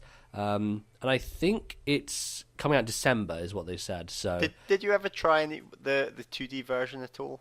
I think I downloaded on an Ace card a while ago and gave it a bash. So you have an idea of like what it is and how it works, and yeah, I do kind of, but I didn't really learn a tutorial or anything, so I was kind of going in blind. So I don't think I really got much out of it. But Picross 3D is definitely something that like it's a franchise that is always on Nintendo systems, and I've never really got into. Like, I could potentially play that Zelda one because it's 1,000 coins, and I have like fucking coins coming out of my arsehole. I'm gonna try that at some point. Yeah. So, perhaps. Yeah, Picross 3D, are you interested in trying this as well, Bally, then? I'd like to download that Zelda one for free first and just see if I actually like the concept, even if it is 2D. Sure. And then maybe, I think there's a demo on the eShop now or something they said. Yeah, I think there's a demo now. The 3D one. So they announced a number of demos actually throughout the Direct to say, oh, a demo now on the eShop. And that's a nice thing to do. Like, it's cool to do that. Yeah. Okay, Bally. Time to scrape the bottom of the barrel. Not much left. I'm going to be very quick. Rhythm Paradise Megamix is coming October 21st. Yep, it is. And they announced a demo on the eShop right there and then, so I might try that. It'll probably be the same one I tried at Gamescom, but it'll probably yeah. That'd be nice to try. It's probably better to try it in your own home without the noise of the convention around you. But for a rhythm game, exactly. So I'm going to pick that up hopefully in October. Excited for that. Anything else, MBZ, you want to mention? Quest? They talked about Dragon Quest again. It's coming out 2 weeks' time. The next 2 weeks are really fucking good for me because Spirit of Justice, which is Ace Attorney 6, is coming out next week, and Dragon Quest 7 is the week after. So those are 2 really big, long games that I guess will keep me busy for a long, long time. So I'm excited for that. And also, they said the Dragon Quest 8 is being delayed, so it's going to come in early 2017 to Europe, which is expected, I think. They said that I was coming at some point this year, and then inevitably, like, they want to put a bit more of a gap between these two because they are from the same series and they are kind of like one after the other. So it would make sense to space them, especially when they're like massively long RPGs. Yeah. And I think everything else was stuff we don't care about. So I'm just going to list them, like Mario Party Star Rush. Who cares? Not interested. Amiibos with Animal Crossing New Leaf, wow, they're going back to that. I think this was announced a while ago, though. I don't know. They're doing a bit more with it, but yeah. Apparently, there's like a direct for Animal Crossing in November. Right. That's a weird thing that kind of got brought up, and I'm like, if that's in November, like, does that mean we're going to have some NX announcement and then the Animal Crossing Direct is going to be talking about an Animal Crossing game on NX? I don't know. Like, it starts to bring into question what their roadmap is for NX and all that reveal. And of course, who could forget the Spirit Tracks and Phantom Hourglass DLC for Hyrule Warriors. Hyrule Warriors just chugging the fuck along. You can be Toon Link riding on a train through some enemies. Like, who wants to do that? It feels Not me, like anyway. Hyrule Warriors, and I said this in my reaction video, has been in literally every Nintendo Direct since it came out, for some goddamn reason or another. Like, be it Amiibo, be it DLC, be it the 3DS update, it seems to be the thing that just clings on and never lets go. And it's great for people who love that game, but fuck me, it just doesn't want to disappear, does it? No, but I'll tell you what, it's disappearing from our show, because Sure. I think we've covered everything, MBZ. They did do a quick indie scroll with Pokemon Ed, our main man, and obviously we have a few Wii U titles coming out in the next few weeks. Axiom Verge is out today, and it's 10% off for next week, and I think all these games are going to be 10% off at their launch. So that's good to know. Azure Striker Gunvolt 2, we've got Severed, Jotun, and some other weird 3DS game called Noi2 Love Devolution, which who the fuck knows what that is. But anyway, that is basically it, Bally. All in all, I would say it was a really meh Direct from my perspective. Really? Announcements that I enjoyed were really... I can't think of one that I'm actually going to benefit from personally, so... My two favorite announcements were Pikmin and Mario Sports. It was definitely disappointing to hear who Pikmin was being made by later, but who knows? They might hit it out of the park. Who knows? I think the Mario Sports is exciting. That's a cool idea to do with those franchises. And I was really expecting nothing from this Direct. I thought they were just going to waffle on about Pokemon forever. They did for a bit, but not forever.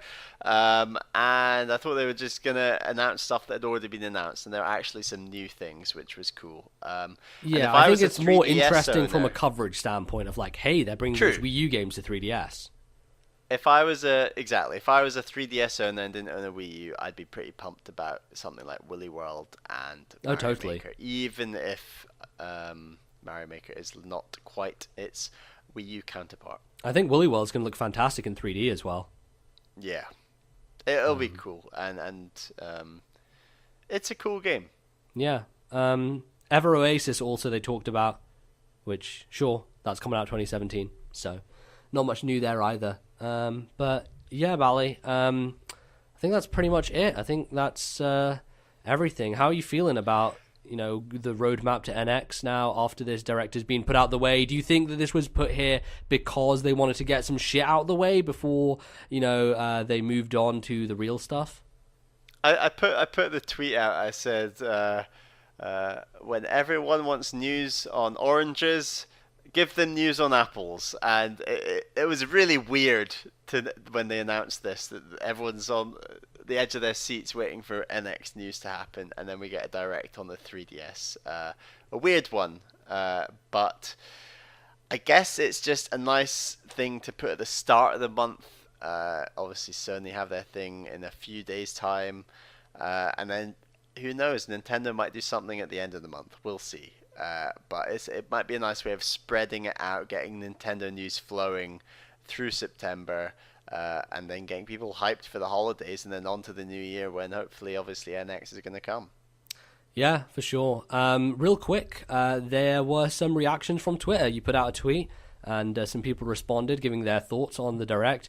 From @Dankaze Midori says, it was okay, some surprises, but not all of them exciting for me, which I would agree with. I think that makes sense. @Capsule J says, strange 3DS adaptations of Wii U games seems to be a recurring theme.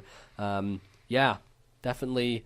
I wonder if they'll continue to do that. Do you think, Bally, that they'll go out and do more Wii U games?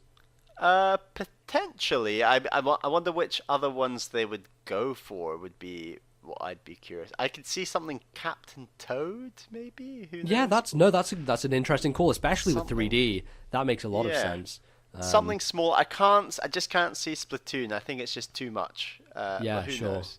So Soothing Leaf says, as someone who is a little overwhelmed by normal Pikmin games, a 2D version might be more my speed. We'll probably give it a go. So that's cool. Hopefully that game does better than its pedigree suggests it might. So we'll see there.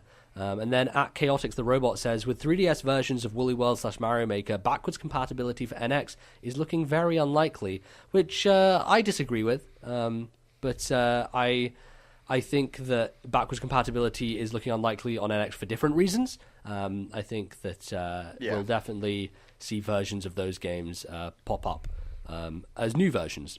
So so just a few comments there. We had a few more, but I just wanted to get a kind of temperature of our listenership, of our following. It seems to be some people like stuff, some people didn't. So Bally, that is going to be it for this episode. Before we go, we've got to do some plugs and shout out some things. So how about you tell people where they can find us on the internet?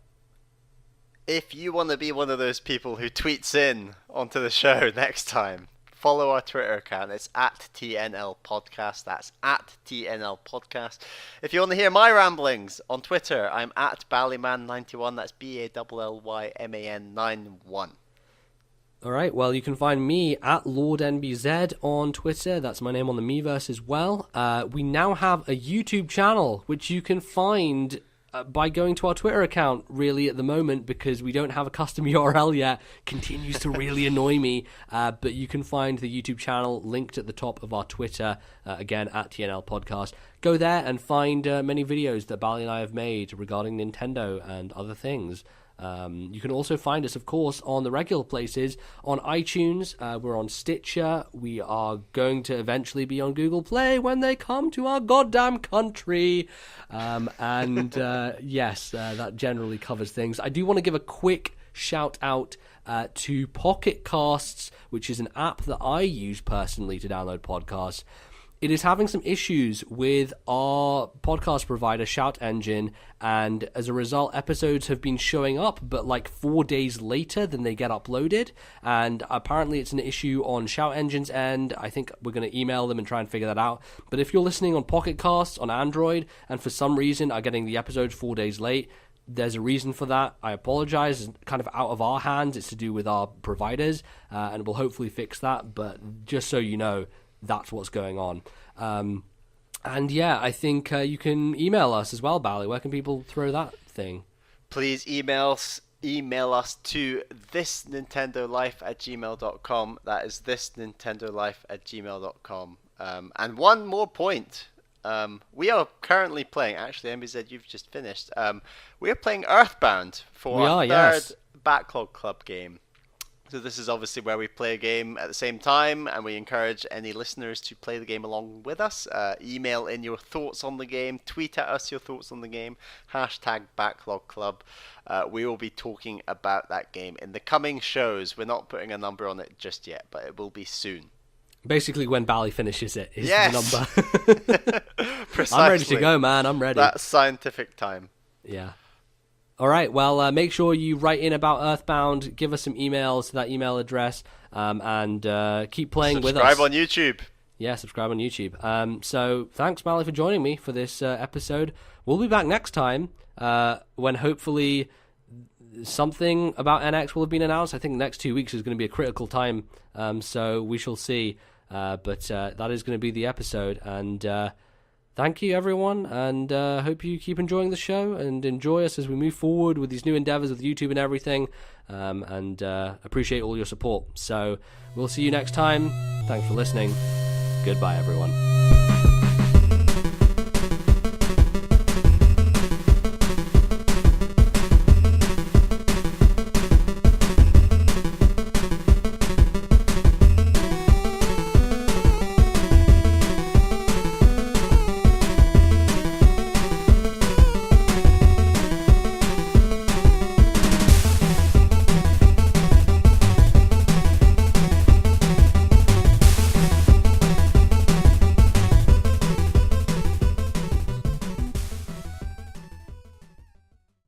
The musical interludes used on today's show were the main theme from Rhythm Thief, copyright Sega 2012, and the intro theme to Shank, copyright Clay Entertainment 2010.